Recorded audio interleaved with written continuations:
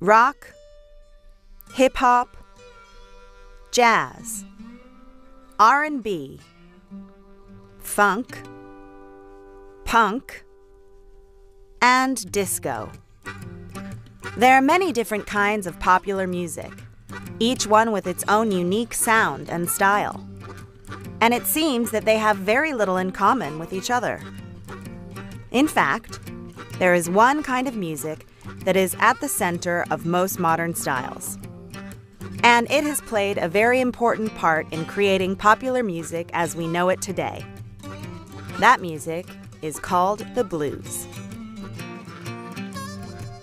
To understand why the blues has had such a big influence on music, we need to go back to its beginnings, in the deep south of the USA in the 19th century.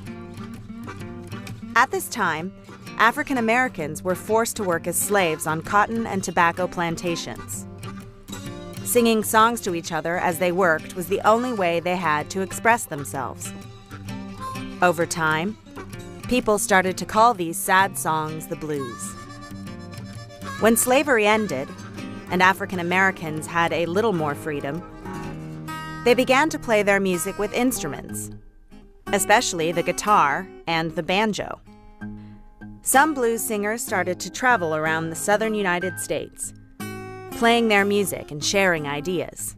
In New Orleans, African American musicians began to use instruments like trumpets and trombones to play a mixture of blues, military marching music, and African rhythms.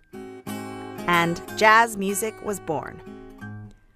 Over the next few years, these two styles of music continued to have an influence on each other.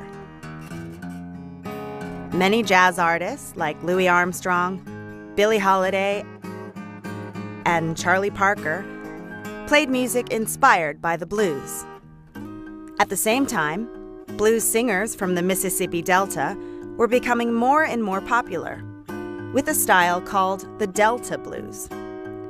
Singers like Blind Lemon Jefferson, Robert Johnson, and Bessie Smith were some of the first popular blues singers to record their music. And for the first time, people all over the world could listen to the blues.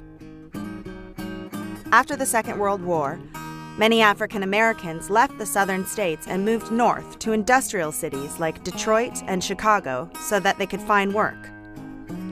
This changed the style of blues, and for the first time, blues singers used the electric guitar and electric bass.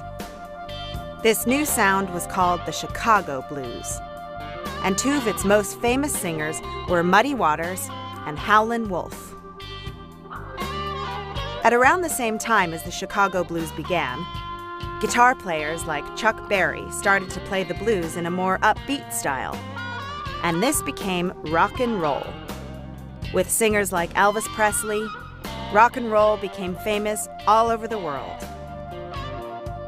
And popular music changed forever.